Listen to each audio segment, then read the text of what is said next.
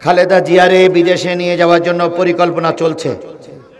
আমি এশার নামাজের পরে খবর দেখতেছিলাম, ইয়ার বাস, খালেদা জিয়ার যে হাসপাতাল আছে সেই হাসপাতালের সামনে ইয়ার বাস অপেক্ষা করছে। ইয়ার বাসে তুলে তাকে প্লেনে করে নিয়ে বিদেশে নিয়ে যাওয়া হবে। এতক্ষণ 2 ঘন্টা 2.5 ঘন্টা চলে গেছে, সংবাদ আর পাইনি। তবে আমরা দোয়া করি ম্যাডাম খালেদা জিয়া জাতির কর্ণধারকে আল্লাহ সুস্থ করে মা আর ছেলে দুইজনকে দেশে একসঙ্গে ফিরে আসার তৌফিক দান করুন। আমরা সব আলেমরা একমত হয়ে দোয়া করছি, আল্লাহ ম্যাডাম খালেদা জিয়াকে তুমি সুস্থ করে দাও, কারণ দেশের এই ক্রান্তিকালে তার খুবই প্রয়োজন। তার মতো নেত্রী আমাদের খুবই দরকার। কথা বলে ঠিক না বেঠিক? কারণ তার কাছে সবাই আমরা সমান ছিলাম। তিনি নিজের দলের লোকদেরকে যত ভালোবাসতেন, জামাত শিবিরের লোকদেরকে ততই তিনি ভালোবাসতেন। তার পাশে গেলে জামাত শিবিরদের সুখ দুঃখের কথা শুনতেন। সুতরাং তিনি একজন আপসহীন নেত্রী। আয় আল্লাহ, এই ক্রান্তিকালে তুমি তাকে সুস্থ করে দাও, তুমি তাকে সুস্থ করে দাও, তুমি তাকে সুস্থ করে দাও। তিনি যেন আমাদের মাঝে সুস্থ হয়ে আবার এই জাতির নেতৃত্ব দিতে পারে। আল্লাহ দয়া করে কবুল করে নাও। আমার ভাইয়েরা, তাই বলতেছিলাম, নেতা সেই ব্যক্তি যেই ব্যক্তি বিপদের সময় কর্মীদের সঙ্গে কোথায় থাকে? মাঠে থাকে, ময়দানে থাকে। আর যেই ব্যক্তি হুকুম করে এসির রুমে বসে বাতাস খায়, ওই ব্যক্তি নেতা হতে পারে না। নবী ছিলেন বিশ্ব নেতা, নবী ছিলেন বিশ্ব মানুষের কল্যাণের নেতা। আল্লাহ নবী সাল্লাল্লাহু আলাইহি সাল্লাম আহজাবের যুদ্ধে খাল খনন করতেছে, আমার নবী সাহাবীদের সঙ্গে নিজেই খাল খননে লেগে গেলেন। খাল মানে পরীক্ষা খনন করতে হবে। নবীজি লাগলেন, সবাই কুড়াল দিয়ে দিয়ে, লোহার হাতুড়ি দিয়ে দিয়ে পাথর ভাঙতেছে। আমার নবীও পাথর ভাঙতে শুরু করলেন। পাশে ছিলেন হযরতে জাবের রাদিয়াল্লাহু তাআলা আনহু। তিনি দেখলেন নবী একটা আঘাত করলে আঘাতের হাতুড়িটা তুলতে অনেকক্ষণ সময় লাগে। নবী একবার দাঁড়িয়ে গেলে হাতুড়ি মারতে অনেকক্ষণ সময় লাগে। কষ্টের নবীর কপাল দিয়ে ঘামগুলো মুক্তারা দানার মতন পড়তেছে। হযরত জাবেরের ভিতরে দরায় দেশে গেল। তিনি নবীজির মুখের কাছে যেয়ে বলেন, ইয়া রাসূলুল্লাহ, আমি দেখতেছি আপনি বড় ক্লান্ত, আপনি বড় পরিশ্রান্ত, তারপরে আপনি কেন ময়দানে কাজ করতে আসলেন? নবী জাবেরের গলা ধরে বললেন, জাবের রে, তোমরা কাজ করবে আর আমি যদি বসে থাকি, আদালতে আখিরাতে মালিকের কাছে কই ভাত দিতে পারবো না। নবীর মতন সুস্থ, নবীর মতন সৎ, যোগ্য, চরিত্রবান নেতা যদি বাংলার জমিনে আবারও প্রতিষ্ঠিত হয়, আমার বাংলা সোনার বাংলা হয়ে যাবে। প্রায় সব মুনাফিক, প্রায় সব মুনাফিক, প্রায় সব মুনাফিক। যখন যে দল ক্ষমতায় যায় তার দালালি করে, নিজের অস্তিত্ব ভুলে যায়। কথা বলেন, কথা বলেন, কথা বলেন। সুতরাং যে দল নিজের অস্তিত্ব ভুলে যে অন্যের সঙ্গে দালালি করে, ও মুনাফিক, মুনাফিক, মুনাফিক। এরা মুনাফিক বুঝি আমাদের দেশে নেই। এই কথা বলেন, এরা মুনাফিক বুঝি আমার দেশে নেই। আওয়ামী লীগের সঙ্গে হাত মিলাইয়ে যদি আমার দেশের কিছু লোক মুনাফিকি না করত, বিশ্বাস করুন আমার ছেলেদেরকে রাজপথে গুলি হয়ে মারা লাগতো না। যদি মুনাফিকি করে ওদের সঙ্গে হাত না মিলাতো, আমার নামে এত মামলা হতো না, আমার ছেলেদের নামে এত মামলা হতো না। আর আবার বাতাস পরিবর্তন হয়েছে, উনিও পরিবর্তন হয়েছে। এরকম টাটকা মুনাফিক আছে না নাই? কথা বলেন, টাটকা মুনাফিক আছে না নাই? এরা এখন সব জায়গায় ওনারা ক্ষমতা কুড়িয়ে বসে আছে, কিন্তু অতীতের ইতিহাস ভুলুন। আপনি 17 বছর আপনার দায়িত্বটা কি ছিল? আমার ভাইরা, জাবের রাদিয়াল্লাহু তাআলা বলেন, ইয়া রাসূলুল্লাহ, আপনার যতটুকু ভাগে পড়েছে আমার ভাগে একটু দিয়ে দেন। নবীজি বললেন, না, তুমিও মানুষ, আমিও মানুষ। কিয়ামতের দিন আমার গুনার ভার তুমি নেবা না, তোমার দায় ভার আমি নেব না। এই জন্য আমাকে আমার দায়িত্ব পালন করতে দাও। এর নাম কি? নেতা। এর নাম কি? আল্লাহর নবী খাল খনন করতেছেন। হযরত জাবের রাদিয়াল্লাহু তাআলা লক্ষ্য করলেন নবীর পেটটা শক্ত করে বাঁধা, তার ভিতরে কিছু যেন কি বলে পাহাড়ের টুকরা দেওয়া, পাথরের টুকরা দেওয়া। খন্দকের যুদ্ধ, ওইটাই আহজাব। খন্দকের যুদ্ধে, খাল খননের যুদ্ধ, পাথর বাঁধা। এবার জাবের কানের কাছে গিয়ে বলেন, ইয়া রাসূলুল্লাহ, ইয়া হাবিবাল্লাহ, প্যান্টের গিরে দেওয়ার জন্য, পায়জামাটার গিরে দেওয়ার জন্য আপনার ভিতরে পাথর দেওয়া কেন? নবীজি বললেন, জাবের রে, 7 দিন পর্যন্ত নবীর বাড়ির চুলায় আগুন জ্বলে না,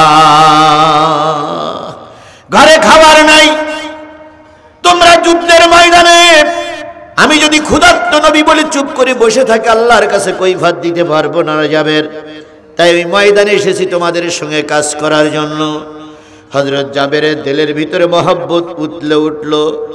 নবীজির কানে কানে বলেন, ইয়া রাসূলুল্লাহ, যদি একটু ছুটি দিতেন, আমি আমার স্ত্রীর সঙ্গে একটু পরামর্শ করতাম। নবীজি বললেন, জাবের তাড়াতাড়ি যাও, দেরি করবা না। জাবের গেলেন, যে স্ত্রীকে ডেকে বলতেছে, ঘরে কি আছে? কয় কেন? কয় রহমতের নবীর দেখলাম পেটে খাবার নাই, কতদিন জানি রুটি আর পানি খায় না, রুটি আর গোশত খায় না। নবীর চেহারার দিকে তাকাই আমি নিজেকে সামলাইতে পারি না। তুমি যদি পারো নবীজির জন্য একটু রুটি আর গোশতের ব্যবস্থা করো। হযরত জাবেরের স্ত্রী বললেন, যা বাড়িতে আটা আছে 3 জন লোকের মেহমানদারি করতে পারি, যা বাড়িতে গোশত আছে 3 জন লোকের মেহমানদারি করতে পারি। জাবের বললেন, তাই করো, আমি নবীকে দাওয়াত করতে চললাম। নবীর জন্য প্রাণ কাঁদে, নবীর জন্য আমার দিলটা কাঁদে। ও আমার জাতি, নবীর মহব্বতে যার দিল কাঁদে না, সেই ব্যক্তি আর যাই হোক নবীর উম্মত হতে পারে না। লা ইউমিনু আহাদুকুম হাত্তা আকুনা হাব্বা ইলাইহি মিন ওয়ালিদিহি ওয়া ওয়ালাদিহি ওয়ান নাসি আজমাইন। ততক্ষণ পর্যন্ত কেউ মুমিন হতে পারবে না যতক্ষণ পিতা মাতা ভাই বোন আত্মীয় স্বজন পাড়া প্রতিবেশী ছেলে মেয়ে বিবি বাচ্চার চাইতে রাসূলকে ভালোবাসতে না পারবে। জাবের স্ত্রীর কাছ থেকে অনুমতি নিয়ে খাল খননের যুদ্ধে চলে আসলেন। নবীর কানে কানে বলেন, ইয়া রাসূলুল্লাহ, আজকে দুপুরবেলা আমার বাড়িতে আপনার জন্য কিছু মেহমানদারির ব্যবস্থা হয়েছে, আপনি দয়া করে সময় মতন আপনি আমার বাড়ি যাবেন। নবীজি বললেন, জাবের রে, কতগুলো লোকের ব্যবস্থা তুমি এবং তোমার স্ত্রী করলে? জাবের বললেন, পেট পুরে খাইলে 3 জন, আর যদি স্বাভাবিক খাওয়া হয় একটু কম খাইলে 3 তিরিকে 9 জন অথবা 10 জনের ব্যবস্থা হতে পারে। নবীজি বললেন, জাবের চিন্তা করো না, আজকের যুদ্ধের ময়দানে যত সাহাবী এসেছে প্রত্যেক সাহাবী আজকে দুপুর বেলায় তোমার বাড়িতে দাওয়াত খেতে যাবে। সুবহানাল্লাহ বলা তো সহজ, কিন্তু বাস্তবে কি তা একবার ভেবে দেখেছেন আপনি? 3000 সাহাবী ওই যুদ্ধে খাল খনন করতেছিলেন। কয় হাজার? আয়োজন হয়েছে কয়জনের? একটু স্বাভাবিক খাইলে কতজন? সেখানে যদি 3000 মানুষ যায়, বাড়িওয়ালারও খুঁজে পাওয়া যাবে। ধরে নেন আমাদের স্যারের ছেলের বিয়ে নাই, মেয়ের বিয়ে। এখন অন্য পক্ষ বলেছে, স্যার আমরা 300 লোক যাব, তো 300 লোকের ব্যবস্থা হয়েছে। আর 200 লোক আসলে নেই পারা যায়, কিন্তু যদি 1000 লোক এসে লাইন দিয়ে বসে পড়ে, তাহলে স্যার কি বাড়ি থাকবে বলে মনে হয়? স্যার পালাবে, আর আমাদের ভাবির বলবে তুমি যা পারো করো, আমি চললাম। কারণ মান সম্মান যদি না থাকে, তো মেহমান দাওয়াত করে লাভ। 3 জন লোকের খাওয়ার ব্যবস্থা, 10 জন লোক আসলে স্বাভাবিক, সেখানে আসবে কয়জন? জাবের বলেন, ইয়া রাসূলুল্লাহ, কাউকে বেকুব করা যা, বেকুব হওয়াও তাই। আমি আপনার কানে কানে বললাম 3 জন, খুব বেশি হলে 10 জন, আপনি যে ঘোষণা করলেন 3000 লোক, তে খাবে কি? নবীজি বললেন, জাবের তাকিয়ে দেখো, আমিও না খাওয়া, আবু বকরও না খাওয়া, আমিও না খাওয়া, ওমরও না খাওয়া, আমিও না খাওয়া, আলীও না খাওয়া, কারে রেখে কারে নিয়ে যাব? সুতরাং তুমি বাড়ি যাও, আল্লাহর পরে তাওয়াক্কুল করো। 3 জন লোকের খাদ্য আল্লাহ পাক 3000 মানুষের ভিতরে বন্টন করে দেবে। এরে বলে মুজিজা, এরে বলে কি? আরো জোরে বলেন, এর নাম কি? মুজিজা। জাবেরকে বললেন, তুমি বাড়ি যাও, রুটির পাতিলটা আলগা করবে না, ঢেকে রাখো, গোশের পাত্রটা চুলার পরে রাখবে, আমি না যাওয়া পর্যন্ত এই দুটো ঢাকা থাকবে। নবী দুপুরবেলা জোহরের সালাতের পর 3000 মানুষ নিয়ে জাবেরের বাড়ি হাজির। হযরত জাবেরের বাড়িতে যে জাবেরকে ডাকা হলো, জাবের রাদিয়াল্লাহু তাআলা রাসূলকে রুটির পাত্র আর গোশতের পাতিল দেখাই দিলেন। নবীজি মুখের একটু পবিত্র লালা গোশতের ভিতরে দিলেন, আর রুটির ভিতরে আল্লাহর নাম নিয়ে একটু ফুৎকার দিলেন, দিয়ে বললেন, জাবের রে, আলী রে, ওমর রে, আবু বকর রে, ওসমান রে, সবাই খেদমতের জন্য তৈরি হও। এক কান করে রুটি আর এক পিস করে গোশত একটু সরা দাও, যতক্ষণ পর্যন্ত সবার হাতে হাতে না যাবে ততক্ষণ পর্যন্ত কেউ খাওয়া শুরু করবে না। এবার রুটি আর গোশত দেওয়া শুরু হলো। দিতে দিতে দিতে দিতে 3000 সাহাবীর কাছে পৌঁছে গেল। আল্লাহ নবী বলেন, এবার আল্লাহর নাম নিয়ে খাওয়া শুরু করো।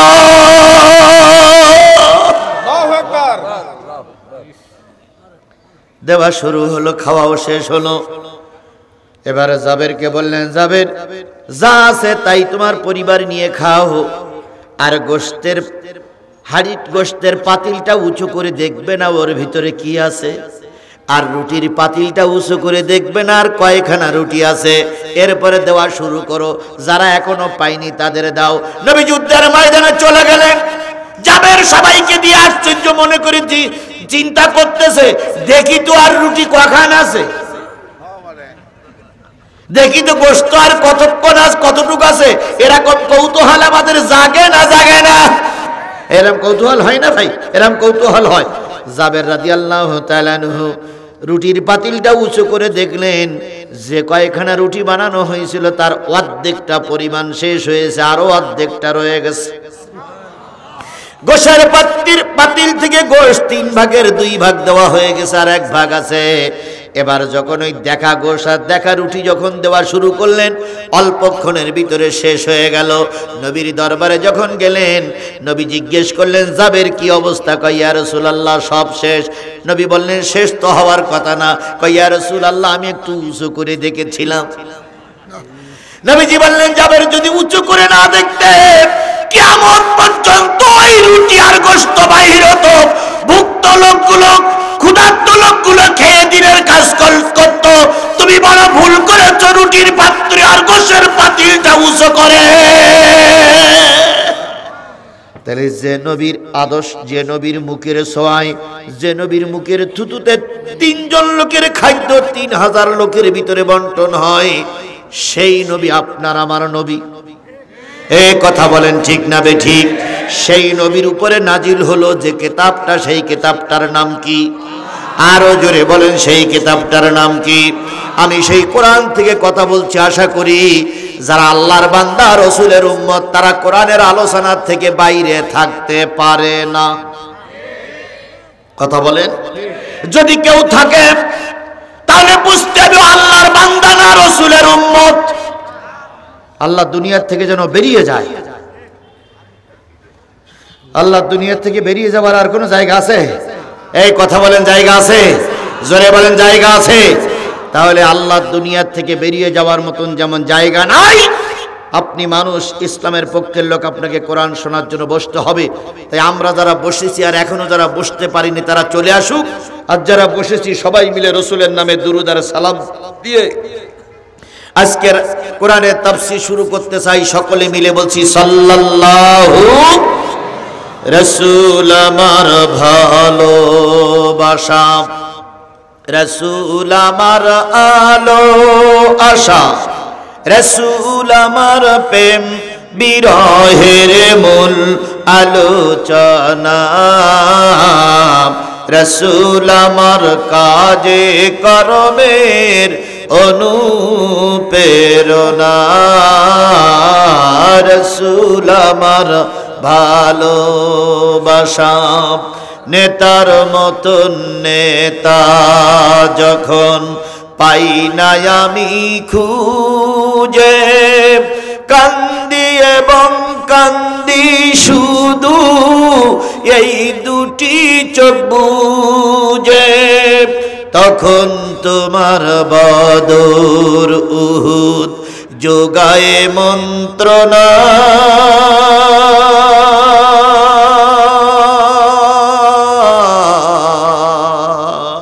রসুল আমার কাজে কর্মের অনুপ্রেরণা, রসুল আমার ভালোবাসা। সেই নেতার নামে দুরূদ আর সালাম সাল্লাল্লাহু।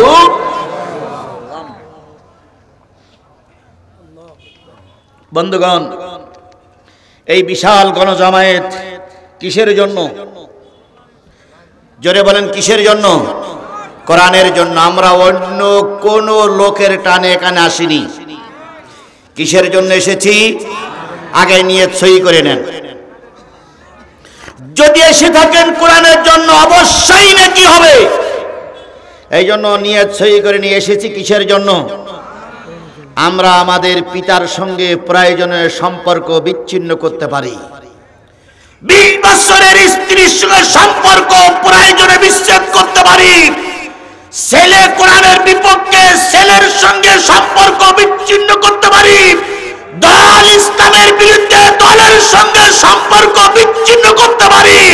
কিন্তু জীবনে এক ফোঁটা রক্ত থাকা অবস্থায় কোরআনের সঙ্গে সম্পর্ক বিচ্ছিন্ন করতে পারি না, পারি না, পারি না।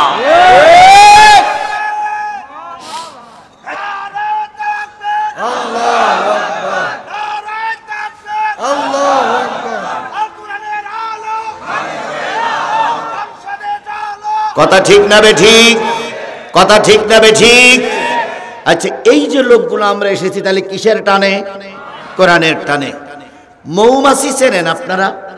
নিশ্চয়ই চেনেন। এটা অচেনার কিছু নয়। মৌমাছির একটা দলের ভিতরে কয় হাজার মাছি থাকে ওটা আমরা কেউ গুনিনি, কারণ গুনতে গেলে আজ তো ফিরে আসা যাবে না।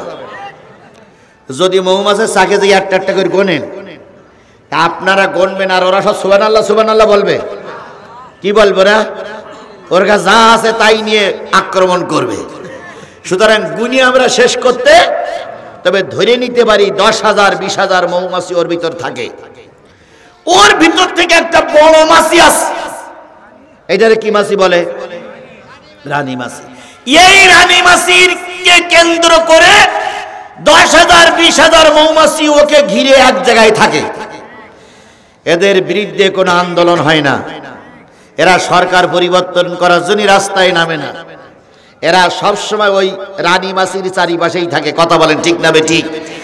এখন যদি কোনো লোক মনে করে যে রানী মাছি মৌমাছি গোদারপাড়া বাজারে মসজিদের ছাদের কর্নারে দীর্ঘদিন বাসাবিধি আছে, এত মুসল্লি যায়, কারোর কামড়ায় না, একটা ঢিল মেরে দেখি দিন ওরা কেমন আছে। এখন ঢিল মারলে আপনি ঢিল মারবেন আর ওরা সব সুবহানাল্লাহ বলবে। কারোর কিছু বলার দরকার নেই, সব আলহামদুলিল্লাহ বল, তাই বলবে। ঢিল মারতে যতক্ষণ সময় হাত পকেটে আসার আগেই সবাই এসে এমন ভাবে ধরবে, ও পায়খানা করলে ওর কামড়াইনি বন্ধ হবে না। পানিতে ডুব দিলে মাথার পরে চক্কর মারে, ওঠ ওঠ। তাহলে একটা মৌমাছি রানী মাছির গায়ে আঘাত লাগলে মৌমাছি যেমন চুপ করে থাকতে পারে না, গোটা বিশ্বের মুসলমানদের প্রাণ কেন্দ্র রানী মাছির নাম হলো আল্লাহর কোরআন। কথা বলেন, রানী মাছির নাম কি? আল্লাহ। আরো জোরে বলেন, রানী মাছির নাম কি? এই কোরআন নিয়ে কেউ যদি বাজে মন্তব্য করে, কোরআনের পরে যদি কেউ হস্তক্ষেপ করে, কোরআন নিয়ে যদি কেউ আজে বাজে কথা বলে, আমাদের শরীরে এক ফোঁটা রক্ত থাকা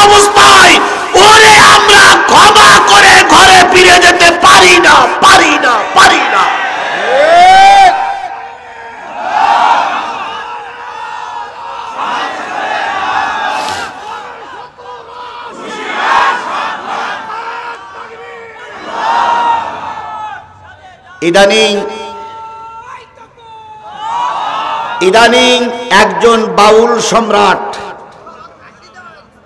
কি নাম? আবুল সরকার। উনি আল্লাহ নিয়ে, কোরআন নিয়ে, রাসূল নিয়ে বাজে মন্তব্য করেছে। উনি বলেছেন আল্লাহ একমুখী, চার রকম কথা বলে। আল্লাহর ওটা মুখ না হুক? হুক বলতে উনি বুঝাইছেন যে রাস্তা দিয়ে পায়খানা নামে, ওই রাস্তাটার এক এক দেশের এক এক ভাষা। মানিকগঞ্জের ভাষা হলো এইটা মুখ আর ওইটা হুক। উনি বলে হ্যাঁ গুহা, তাহলে আল্লাহর এটা মুখ না গুহা? এ কথাটা তিনি বলেছেন। এই কথা বলার পরে তিনি কি মুসলমান আছেন? জোরে বলেন মুসলমান আছেন? তিনি আরেকটা জায়গায় বলেছেন কুলাউযু বিরাব্বিন নাস, মালিকিন নাস, ইলাহিন নাস। নাস মানে কি? উনি বুঝাতে চাচ্ছে আল্লাহ বলতেছে নাসো নাসো নাসো, তাই তো আমরা নাসি। তাহলে উনি কোরআনের অপব্যাখ্যা করেছেন না সঠিক ব্যাখ্যা করেছেন? এই কথা বলেন, তিনি কোরআনের সঠিক ব্যাখ্যা করেছেন না অপব্যাখ্যা করেছেন? এই অপব্যাখ্যা করার কারণে, কোরআনের গায়ে হাত দেওয়ার কারণে কিছু ধর্মভীরু মানুষ তার বিরুদ্ধে মামলা দিয়েছে। সরকারকে ধন্যবাদ জানাই, সরকার তাকে গ্রেফতার করেছে। অথচ আমার দেশের কিছু রাজনৈতিক দালালেরা, রাজনৈতিক নেতারা তাকে ছাড়িয়ে আনার জন্য বিভিন্ন জায়গায় বক্তব্য দিচ্ছে। আমি বলি আবুল সরকার আপনার কাছে প্রিয় না আল্লাহ আপনার কাছে প্রিয়? ক্লিয়ার করা লাগবে। আপনাদের কাছে আল্লাহর দাম বেশি না আবুল সরকারের দাম বেশি? জোরে বলেন কার দাম বেশি? আল্লাহর বিরুদ্ধে কথা বললো বলে সরকার গ্রেফতার করলো। যারা আবুল সরকারের পক্ষ নিয়ে কথা বলছে এরা শয়তানের দালাল, এরা শয়তানের দালাল, এরা শয়তানের দালাল। নারায়ে তাকবীর, নারায়ে তাকবীর। আল কোরআনের আলো, আল হাদিসের আলো, ভণ্ডবানের আস্তানা ভেঙে দাও, গুড়িয়ে দাও। আমার ভাইয়েরা, যেই দেশে ৫ লক্ষ মসজিদ থেকে সকালবেলা আযান হয়, যেই দেশে প্রতিদিন রাত্রিতে হাজার হাজার কোরআনের মাহফিল হয়, যেই দেশে আনাচে কানাচে গ্রামে গঞ্জে শহরে লক্ষ কোরআনের মাদ্রাসা থেকে আল্লাহর কোরআনের তেলাওয়াত ভেসে আসে, সেই দেশে কোন নাস্তিক নামাজ করুক, এটা আমরা মেনে নিতে পারি না, মেনে নেওয়া না, মেনে নেওয়া হবে না। হয় নাস্তিকের পক্ষ নাও না আল্লাহর পক্ষ নাও, হয় নাস্তিকের পক্ষে নাও না আল্লাহর পক্ষে নাও। আমরা কি আল্লাহর পক্ষে না নাস্তিকের পক্ষে? জোরে বলেন আল্লাহর পক্ষে না নাস্তিকের পক্ষে? বাউল গান তো অনেকেই আমরা নিজেরাও গাই, বাউল গান আমরা অনেকেই নিজেরাই গাই, সেখানে না কোনো বিতর্ক হয় না। তুমি একজন বাউল সম্রাট হইছো বলে তুমি আল্লাহ নিয়ে মন্তব্য করবা আর আমরা আঙুল চষবো, এটা আওয়ামী লীগের সরকার না, এটা ডক্টর মোহাম্মদ ইউনূসীর সরকার, এটা বিএনপি জামাতের আমল চলছে। এখানে সবাই কোরআনের পক্ষের লোক, এখানে নাস্তিক একটাও খুঁজে পাওয়া যাবে না। সুতরাং বিএনপি জামাতের কোন নাস্তিকের আস্তানা বাংলার জমিনে থাকবে না, থাকবে না, থাকবে না। আল্লাহ আমাদের বোঝার তৌফিক দিক। তাহলে এখানে আমরা শুনতে এসেছি কি? জোরে বলেন। এই কোরআনের মাহফিলের ইন্তজাম করেছে, আহ্বান করেছে আমাদের স্যার আর সভাপতি শামসু ভাই, শামসুল ইসলাম মন্ডল আর আমাদের সম্মানিত স্যার। এনারা থেকে এলাকার লোকদেরকে নিয়ে কোরআনের তাফসীর মাহফিলের আয়োজন করেছে। কথা বলেন, কেন্দ্রীয় ঈদগাহ মাঠে। তাহলে ওনারা আমাদের ডেকে নিয়ে আসছেন, আমাকেও দাওয়াত করে নিয়ে আসছেন, আপনাদেরও দাওয়াত করে নিয়ে আসছেন। আপনারাও দাওয়াতি মেহমান, আমিও দাওয়াতি মেহমান। ওনারা আমাদের দাওয়াত করে নিয়ে আসছে দুটো কথা। ওনারা আপনাদের বলেছে জিহাদি আসবে কোরআন শোনাবে, আর আমার বলেছে হুজুর আপনি এসেন কোরআন শোনাবেন। তাহলে আমিও দাওয়াতি, আপনারাও দাওয়াতি, তাই না ভাই? তো এখন দাওয়াত করে নিয়ে এসছে, কোরআন শোনানো হবে। আমি কোরআন বলবো আর আপনারা শুনবেন। যদি কোনো ঝক্কি ঝামেলা হয়, যদি কোনো সমস্যা হয়, মেহমানেরা মেজবানেরা বুঝবে আমরা তো মেহমান। সমস্যা হবে না, সমস্যা আওয়ামী লীগের সময় হইতো। এখন কেউ সমস্যা করতে আসি তার ঠ্যাঙ্গের জায়গায় ঠ্যাং থাকবে না। কথা বলেন। একবার গোদালপাড়ায় মাহফিলে এসেছিলাম, আমাকে স্টেজে উঠতে দেয়নি। সেই সোনার ছেলেরা সব পালিয়ে গেছে, আমরা যারা ছিলাম তারাই আছি, তারাই থাকবো ইনশাআল্লাহ। তাহলে ওনারা দাওয়াত করে নিয়ে আসছেন, আমি কোরআন বলবো, আপনারা শুনবেন। 2 নম্বর, আমি সূরা আল ইমরানের থেকে 2টা আয়াত তেলাওয়াত করেছি। 2টা আয়াতের পরে ভিত্তি করে কথা হবে। যদি কেউ মনে করেন হুজুর এই আয়াত দুটো এখানে আলোচনা না করাই ভালো, তাহলে দয়া করে তারা যেন এই 2টা আয়াত কোরআন শরীফ থেকে তুলে দেয়। কোরআন শরীফই থাকবে আর আমরা আলোচনা করতে পারবো না, এটা হতে পারে না। কথা বলেন, কথা বলেন, কথা বলেন। 3 নাম্বার, আমি আলোচনা করছি, আমার ভুল হতেই পারে। ভুল হওয়াটা অস্বাভাবিক নয়, ভুল হতে পারে। তাহলে আমার যদি ভুল হয় তো ভুল ধরবে কারা? এই কথা বলেন, ভুল ধরবে কারা? আলেমেরা। এখন আলেমদের ভুল আলেমে ধরে না, এখন আলেমদের ভুল ধরতেছে জালেমেরা। আমার ভাষায় বলি, এখন আর গাই গরুতে দুধ দেয় না, এখন দুধ দেশে সব এড়িয়ে গরুতে। যদি বলেন হুজুর কেমন, ও ভাই, এখন আলেমদের ভুল আলেমে ধরে না, এখন আলেমদের ভুল ধরে বেড়াচ্ছে জালেমেরা। দেখবেন কালকে সকালবেলা অনেক সমালোচনা হবে। যারা কুলু আল্লাহ সূরা পড়তে পারে না তারাই সমালোচনা করবে, কিন্তু যারা কোরআন হাদিস পড়তে পারে তারা নিঃসন্দেহ বুঝবে যে হুজুর সঠিক কথাটাই বলেছে। সুতরাং আমরা এখন কোরআনের সূরা আল ইমরানের 2টা আয়াতের পরে ভিত্তি করে কথা বলবো। আমাকে ফেলাই রেখে চলে যাবেন কারা কারা? হাত তোলেন তো।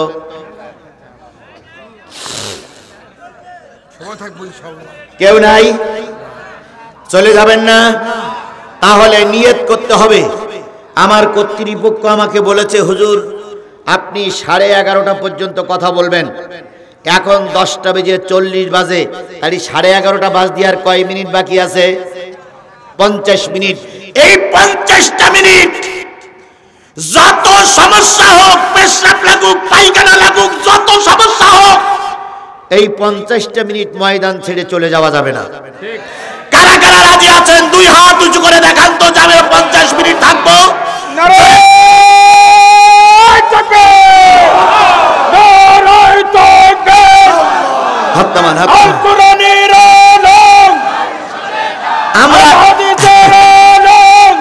আচ্ছা, আমরা শেষ পর্যন্ত থাকার জন্য চেষ্টা করব ইনশাআল্লাহ। বাদশা ভাই অসুস্থ, তার জন্য দোয়া চাওয়া হয়েছে, দোয়া করব। খালেদা জিয়া অসুস্থ, সম্ভবত তাকে আজকে রাত্রে অথবা 2-1 দিনের ভিতরে লন্ডনে নিয়ে যাওয়া হবে। আল্লাহ তার জন্য আমরা দোয়া করব। তারেক জিয়া দেশে ফিরে আসতে পারছে না, তার জন্য আমরা দোয়া করব। আমাদের সম্মানিত শামসুল ভাই, ওনার স্ত্রী কয়েকদিন বছর খান আগে মারা গেছে, ওনার জন্য দোয়া করব। আমার প্রাণের অতি প্রিয় মানুষ, আমার দীর্ঘদিনের বন্ধুত্ব জীবনের বন্ধু হাফেজ রাশিদীর আব্বা, এই এলাকার কাজী জনাব মাওলানা আবুল বাশার, উনি অসুস্থ, পায়ে আহত হয়ে দীর্ঘদিন বিছানায় শুয়ে আছে। আমি যখন থেকে শুনেছি তখন থেকে দোয়া করছি। আজকে বিছানায় থাকার জন্য অনুরোধ করেছিলাম, কিন্তু কোরআনের টান আর জিহাদি ভাইয়ের মহব্বতে তিনি থাকতে পারেননি, চলে এসেছেন। আল্লাহ তাকে সাফায়ে আজলা কামেলা দান করুক। আমার শ্রদ্ধেয় স্যারের সঙ্গে আমি অল্পক্ষণ মিশে যা বুঝেছি, তিনি একজন হকপন্থী মানুষ। আল্লাহ তার এবং তার পরিবারের পরে রহমত নাজিল করুক। আপনাদের সকলের জন্য আমি মোসাফের দোয়া করব। আমার প্রিয় সামাদ ভাই আছেন, রংপুর আবু সাইদের জন্য হবে, সকলের জন্য দোয়া হবে, আবু সাইদের জন্য দোয়া হবে। আপনারা কি শেষ পর্যন্ত থাকবেন তো ইনশাআল্লাহ? থাকবেন তো ইনশাআল্লাহ? থাকবেন তো ইনশাআল্লাহ? আল্লাহ আমাদের কবুল করুক, আল্লাহ আমাদের কবুল করুক, আল্লাহ আমাদের কবুল করুক। আমি ছোট্ট একটুখানি ব্রেক দেবো, ছোট্ট সামান্য 2 মিনিট। সেটা হলো এই যে বিশাল তাফসির মাহফিল, ঈদগাহ মাঠের মাহফিল, ঈদগার উন্নয়ন কল্পে নাই। এই কোরআনের মাহফিলটা করতে যেই কি কম খরচ হয়েছে বলে মনে হয় ভাই? প্রায় 1-2 লাখ টাকা খরচ হয়ে গেছে। আমরা যদি 50টা টাকা 20টা টাকা এনাদের সাহায্য করি তাহলে বাজারে আগামী বছর আবার মাহফিল চলবে। আর যদি আমরা মাহরুম করি সামনের বছর মাহফিল চলবে না। আমি অনেক কন্দুরি মারা হবার কোনো কালেকশন নেব না, শুধু পকেটে হাত দেন, টাকাগুলো বের করে রাখেন, লোকেরা যাবে শুধু হাতে দিবেন। এর ভিতরে যদি কেউ বড় অঙ্কের টাকা আমার হাতে দেন দয়া করে আমার হাতে দিবেন। এতটুক সময় কোনো লোক উঠবেন না, সবাই একটু পকেটে হাত দেন। তো আমি হাত দিচ্ছি, সবাই হাত দেন, যা যা আছে